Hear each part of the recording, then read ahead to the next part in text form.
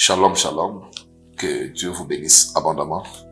Nous bénissons le Seigneur pour cette occasion qu'il nous accorde d'arriver chez vous à la maison pour partager la parole de Dieu. Vous savez, la parole de Dieu, c'est une grande puissance. C'est une grande puissance. Je bénis Dieu pour sa parole. Dans le psaume 119, il y a une prière très très particulière que David fait, que je décide de partager avec vous aujourd'hui. Ça dépendra de l'heure à laquelle vous allez suivre ce programme. David dit dans le psaume 119, il pose la question: comment le jeune homme rendra-t-il pur son sentier, en se dirigeant d'après ta parole? Comment le jeune homme rendra-t-il pur son sentier? Lui-même pose la question. Lui-même répond à la même question. Il dit: c'est en se dirigeant selon ta parole. Beaucoup d'entre nous, nous sommes dirigés par beaucoup de choses. Dirigés par nos yeux.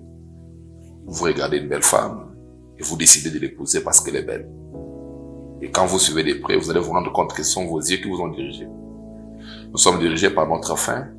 Vous sentez que le ventre est vide et vous apprenez que dans tel pays, il y a à manger. Il y a un bon poulet, il y a des bonnes frites. Quand vous allez partir dans ces pays, vous allez manger à votre faim. Le fait seulement que vous avez appris que dans ces pays-là, il y a à manger, automatiquement, vous décidez de partir dans ces pays parce qu'il y a à manger. Nous sommes aussi des fois dirigés par la prospérité. Quand vous regardez une belle maison, automatiquement vous êtes en train de conclure que du fait que la maison est belle, automatiquement tout ce qui est là-bas est bon. Rappelez-vous que Adam et Ève ont péché parce qu'ils ont vu que le fruit était beau à voir et bon à manger. Ils n'ont même pas encore mangé le fruit, juste en regardant avec les yeux. Ils ont décidé que le fruit est bon à manger.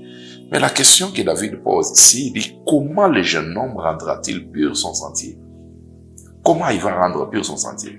Et lui-même répond en disant: c'est en se dirigeant d'après ta parole. Mon ami, mon frère, mon papa, ma maman, ma sœur en Christ, toi qui es en train de suivre ce message cet après-midi, j'aimerais te poser une question très simple. Qu'est-ce qui te dirige? Qu'est-ce qui te dirige? Ce que tu es en train de faire aujourd'hui. Qu'est-ce qui est à la base? Comment tu mènes ta vie du foyer? Comment tu mènes ta vie tout le jour? Comment tu accomplis tes rêves tout le jour? Qu'est-ce qui est en train de te diriger? Si tu ne permets pas la parole de Dieu de te diriger, j'aimerais déjà t'annoncer sans te prophétiser que tout ce qui va arriver après, ça sera la confusion. Rappelez-vous que Lot, quand le moment est arrivé de se séparer avec Abraham, la seule chose que Lot a fait, la Bible dit qu'il a levé les yeux. Lot a levé les yeux. Lot n'a même pas prié. Lot n'a même pas posé la question à Dieu: tu me veux où? Lot a levé les yeux. Il avait vu la plaine de Moab. La plaine était bonne. Et comme il était berger avec des brebis, il s'est dit: comme la plaine est là, automatiquement, ça veut dire que cet environnement sera bon pour moi. Mais retenez ensemble avec moi. Tout ce que nous apprenons de Lot, c'est quoi? Il a perdu sa femme, qui est devenue une statue de sel.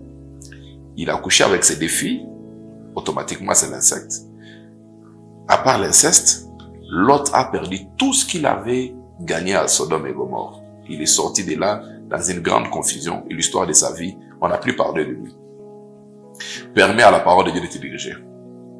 Permets à la parole de Dieu d'influencer tes choix. Permets à la parole de Dieu d'influencer ta manière de penser.